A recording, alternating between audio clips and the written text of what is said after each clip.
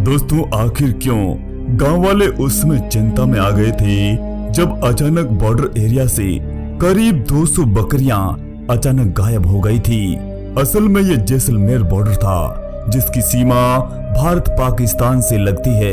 Border पर तैनात फौजी भाइयों तक ये बात पहुंची तो वे भी हैरान रह गए थे। दुश्मन की क्या मजाल जो बॉर्डर पर ऐसी हरकत कर दें। मगर जब तहकीकात की गई तो एक अलग ही माजरा उजागर हुआ। आप इस पूरी कहानी की हकीकत सुनोगे तो आप भी हैरान रह जाओगे कि आखिर 200 बकरियां बॉर्डर पार करके कैसे गायब हो गई थी। आखिर ऐसा कैसे हुआ जहां फौज के बिना बॉर्डर पर एक पत्ता भी नहीं हिलता है और वहीं पर 200 बकरियां अचानक गायब हो गई थी। क्या आसमान निगल गया था या फिर वो धरती में समा गई थी। ये बकरियां उन लोगों की थी जिनका पूरा गुजारा इन्हीं से चलता था। ये कोई बड़े बिजनेसमैन नहीं है, महज अपनी इन बकरियों के जरिए ही घर का पालन पोषण होता है।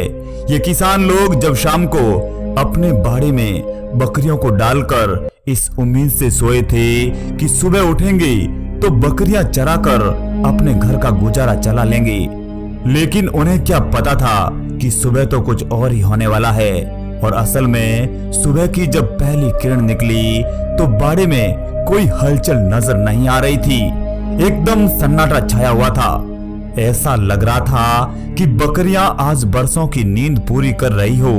मगर उस गडरिया का परिवार अपने बाड़े में बकरियों को ना पाकर बेहद ही गमगीन हो गया था। जब उन्हें पता चला कि रात की आंधी में बाड़ा उड़ गया था, हवाएं इतनी तेज थी कि बाड़े के अवशेष भी नजर नहीं आ रहे थे, तो फिर बकरियों का तो सवाल ही पैदा नहीं होता है। आखिर वे तो सजीव प्राणी थे, उनकी मंजिल तो कहीं और थी। यह पूरा माजरा इसी जून महीने का है।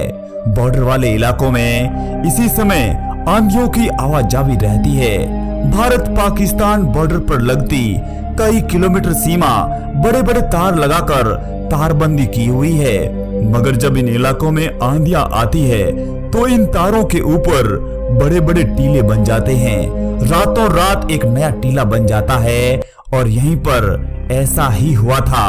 और इन किसानों की बकरियां भी आंधी का फायदा उठाकर इन रेत के टीलों से होकर पाकिस्तान चली गई है। अब उनकी नागरिकता पाकिस्तान वाले तय करेंगे और आधार कार्ड भी पाकिस्तान वाले।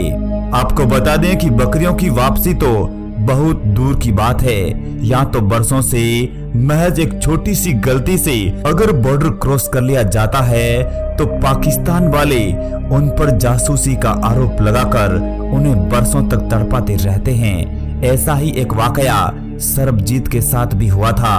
मगर हमारे प्यारे भारत की तो बात ही अलग है। हम इंसान को भी समझते हैं और इंसानियत को भी समझते हैं। दोस्तों, अगर आप चैनल पर नए हैं तो चैनल सब्सक्राइब जरूर कर लीजिएगा। जय हिंद, वंदे मातरम।